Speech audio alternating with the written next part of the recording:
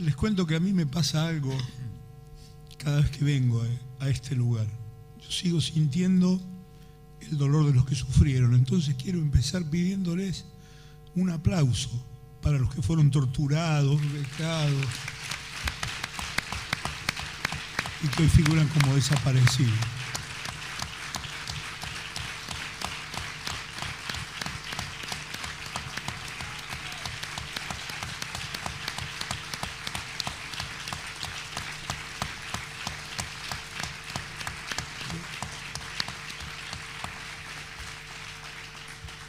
Y es verdaderamente maravilloso que se desarrollen tareas de este tipo en este lugar y que estas jornadas tengan como sede este lugar, porque el ejercicio de la memoria les da vida a los que quedaron en el camino.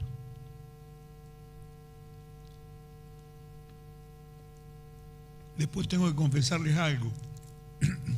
Me da no sé qué empezar unas jornadas que sin duda van a ser muy productivas y nos van a ayudar a compartir experiencia con los amigos de la Patria Grande, incluso a reflexionar por qué nos pasan cosas tan iguales a lo largo de Latinoamérica. Pero el impacto que se analice el impacto sobre los derechos humanos es muy importante porque tiene un impacto muy grave, ha tenido un impacto muy grave, y de no terminárselo va a seguir teniendo impactos muy graves sobre los derechos humanos, porque directamente lo suprime gran parte de los derechos que nosotros conocemos como derechos humanos. Pero digo que es una situación especial porque yo me he encargado durante mucho tiempo de pedirle a los compañeros que no le llamemos lawfare. Entonces, no deja de tener un cierto contrasentido. Y digo, aprovechando la palabra sentido, es importante cómo se nombran las cosas, porque las cosas o dividen o juntan de acuerdo al nombre que le ponemos. Si nosotros decimos que esto es una guerra jurídica, ¿de qué lado estamos las víctimas de esa guerra jurídica? Es claro que estábamos del lado de la ley, pero el nombre, que es la contracción de law y fair, guerra jurídica, es exactamente lo que menos tiene de ingrediente es lo jurídico. Es una verdadera criminalización de la política con este sentido que resaltaba muy bien Graciana. ¿Por qué la persecución política y a quiénes? Porque se trata de debilitar los gobiernos nacionales y populares para establecer un modelo de dominación. Tiene una finalidad determinada que, oh casualidad, afectó en Latinoamérica a los líderes más populares del continente, con fines proscriptivos, porque la elección de Bolsonaro pudo ser posible porque lo metieron preso a Lula. Y en la Argentina no pudieron llegar a proscribirla a Cristina si no la hubieran proscripto. Está bien, habrá quien me dice, o que me diga, pero esto pasó muchas veces en la Argentina. Sí, porque el lawfare no es de hoy, este es el nombre que tiene hoy la persecución política. Porque como parte de un modelo de dominación viene como un viento sobre Latinoamérica a sustituir otros modelos de dominación que estuvieron vigentes. Para no ir muy lejos, en la década del 40, los frentes antifascistas determinaban la línea de lo bueno y lo malo. Más tarde, cuando se agotó la lucha contra el nazismo, cuando terminó la Segunda Guerra Mundial, se transformó en la doctrina de seguridad. Entonces el comunista, el peronista, el que estaba, o casualidad, del lado de sus pueblos, sufría ese tipo de persecución. El peronismo estuvo prohibido en la Argentina, como prohibido estaba nombrar a sus líderes y los que conformaban parte, con fines proscriptivos. Y después, caída la excusa de la seguridad nacional, empezaron otras guerras. La guerra contra el narcotráfico, Ahora la guerra contra la corrupción, son todas guerras. La guerra jurídica, por eso, digamos, mi consejo es cambiarle el sentido, no hablar de guerra jurídica, porque le estamos dando a quien la lleva a cabo la derecha de que está utilizando lo jurídico para defender algo. No, casualmente en la Argentina, en el experimento que yo conozco más profundamente, que es el de la Argentina, yo he remarcado por lo menos 10 casos de violación de la Constitución, el Código Penal, el Código Procesal Penal, el Reglamento General de la Justicia y la Ley de Consejo de la Magistratura. Entonces, para mí es muy importante, pero doy por perdida la batalla, por eso he venido lo mismo a estas jornadas sobre lawfare. Tiene la virtud de que está más difundido y te ahorra pensar. Ese es el problema que tiene.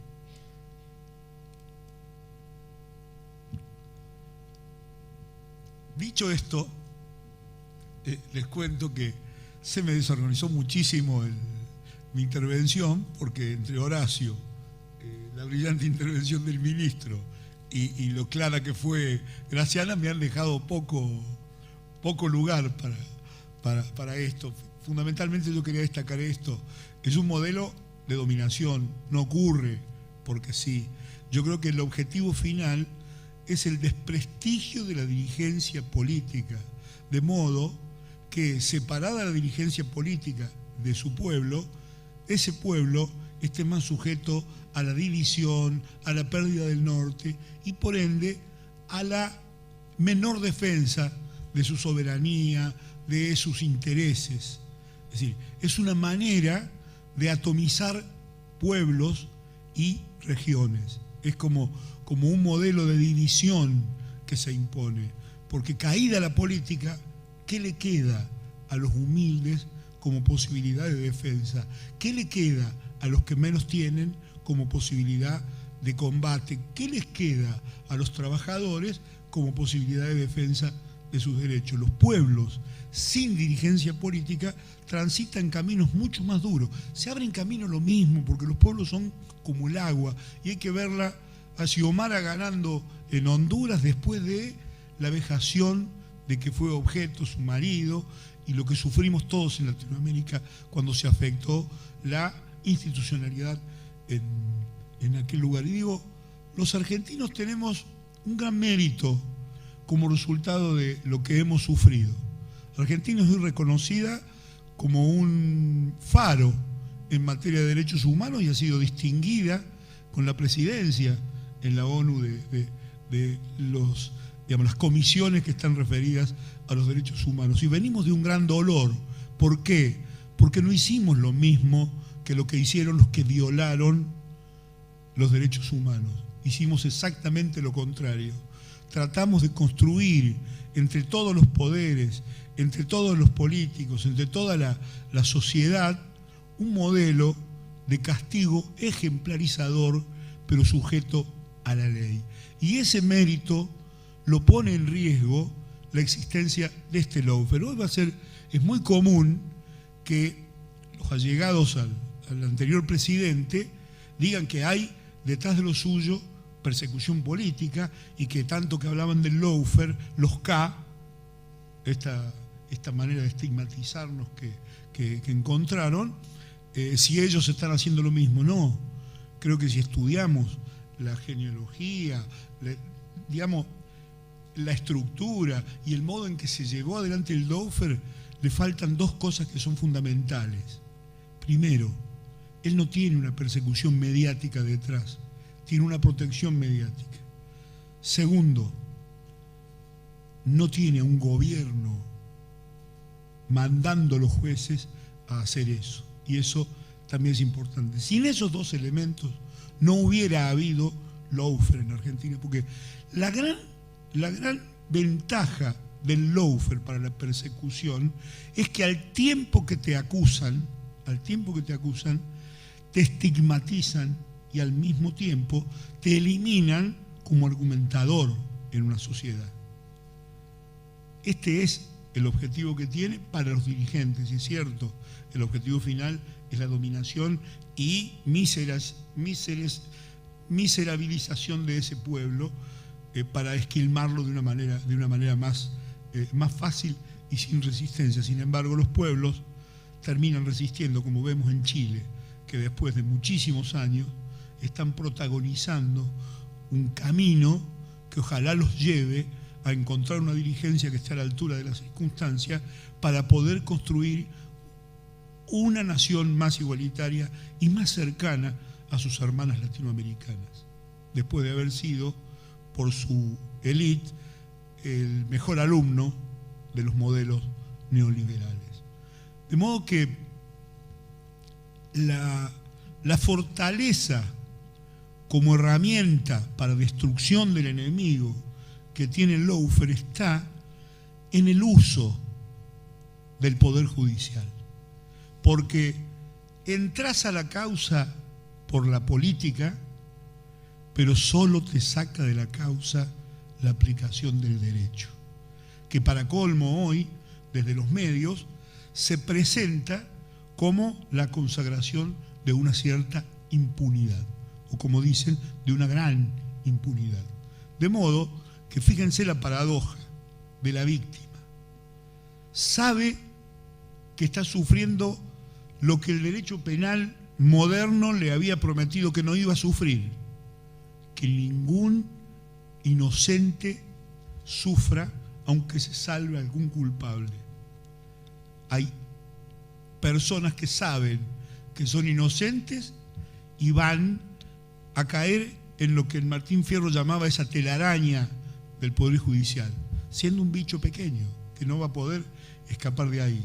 Y sus abogados tienen que transitar no solo el camino de la lucha política, que es necesario hacerla, el caso de Milagro lo pone en evidencia, sino que además tiene que tener pericia judicial para hacer valer los instrumentos que las leyes dan en la Argentina para que logre recuperar la libertad. En el mientras tanto, la propia naturaleza de que sea el Poder Judicial el actuante y no un militar directamente o no una fuerza sin ninguna supuesta legalidad detrás, hace que la sociedad comience a verlo con el mismo criterio que nosotros queremos desterrar de la Argentina. El algo habrán hecho. Y si lo dice el Poder Judicial, por eso insisten tanto los medios, 1, 2, 12 jueces dijeron, 10 sí intervinieron, pero vamos a ver el caso de cada uno de ellos, si su intervención fue legítima. Hay una gran tarea por hacer en la Argentina. Yo aconsejo que lean un libro de uno de los autores, es Zaffaroni, sobre prevaricato de los jueces. El Poder Judicial, cuando actuaba en estas causas, estaba prevaricando. Y uno de los delitos del prevaricato está definido casualmente por el hecho de la prisión preventiva en contra de la ley. Bueno, yo me pasé 107 noches leyendo los artículos del Código Penal de los que me acusaban, terminaba de leerlo y no podía creer que por alguno de ellos estuviera con prisión preventiva, que es, le guste o no le guste a algún sector de la doctrina, castigo anticipado. Y ese castigo anticipado es de muy difícil o imposible reparación, porque además de eso, en mi celda, la número 8, al lado, hacia la número 9, donde está Segovia, estaba el micrófono que se ponía para espiarnos ilegítimamente. ¿Quién me va a sacar a mí? Yo, esto les cuento algo familiar. Por un lado, mi mujer se reía porque dice, si están escuchando las conversaciones que tengo con mis amigas, se van a desorientar mucho, Carlos. Y yo le decía, y a mí, en las condiciones de esa celda, me habrán escuchado rezar o putear. Porque ya digo, un poco para terminar, porque esto se nos ha hecho ya bastante largos, aunque cada uno de los que hablaron antes de mí fueron muy interesantes y bastante más cortos que yo, me parece. Uno no debe creerse que es el centro del mundo o que el único que sufrió esto. Yo creo que el objetivo no era yo, el objetivo en Argentina ha sido proscribir a Cristina, eso queda absolutamente claro, pero sobre todo afectarle de tal modo la reputación para que no siga ganando elecciones. Esta es la finalidad última que ha tenido. ¿Por qué? Porque entienden que el pueblo argentino, liderado por Cristina, es un peligro para los intereses concentrados, es un peligro para la desigualdad, es un factor de unidad y es un factor de fortalecimiento de los derechos humanos, como es Lula, como es Correa, como han sido los dirigentes que han perseguido en Latinoamérica. No se han equivocado cuando quisieron criminalizar a esos actores de las políticas locales. Y esto es muy bueno, que nos juntemos con los amigos latinoamericanos de toda latitud para compartir experiencia, que se lleven alguna enseñanza de lo nuestro y que nos enseñen ellos, que tienen mucho para contarnos de lo que ellos hicieron. Digo, siempre que pienso que no escucho por ahí algún compañero que dice persecución como esta no hubo, las fake news, parecen todas cosas nuevas y son viejas como el tiempo. Y yo me vuelvo, fíjense ustedes, me pongo evangélico y les digo, persecución hubo siempre. Y leyendo a Mateo, el evangelista, capítulo 28, versículo 11, se narra los sucesos ocurridos en torno al sepulcro de Jesús. Imagínense, Jesús se había pasado 3 años diciendo que iba a resucitar. Hay dudas históricas respecto de si los que estaban crucificados iban a alguna tumba. Explican que en esa época sí, porque había peste y podía estar. ¿Qué hizo el poder de turno? Le puso una piedra en la puerta para que no robaran el cadáver, porque estaban sospechando que podía haber alguna treta. Sin embargo, cuando los guardias descubren que la piedra está movida y que el cadáver no está, corren y van a ver primero a las autoridades judías, a las autoridades religiosas, que reúnen el Consejo de Ancianos, deliberan, salen y les dicen, quédense tranquilos, ustedes digan que los robaron los discípulos de Jesús, que nosotros vamos a hablar con Pilatos y le vamos a decir que no se preocupe, y toma estos denarios. Y dice, termina diciendo Mateo, y es desde entonces que esa falsa noticia circula por Israel. De modo que ahí están inventados el lawfare para los discípulos y la fake news respecto de qué pasó con el cadáver de Jesús. Pero miren cómo le fue a aquellos consejeros y cómo le fue a Jesús. Digamos, no hay lawfare que pueda detener a los pueblos cuando los pueblos se convencen de que tienen que seguir un determinado camino. El camino se hace más dificultoso, sí, se pueden perder elecciones en el medio, se pueden afectar reputaciones, se puede perder la confianza en algún dirigente. Lo que no se puede perder nunca es la confianza en las propias fuerzas. Y vuelvo al comienzo. En cada uno de los que sufría acá, en cada uno de los torturados acá, estaba la llamita prendida de que alguien los recuerde y que alguna vez triunfen sus ideas. Muchísimas gracias.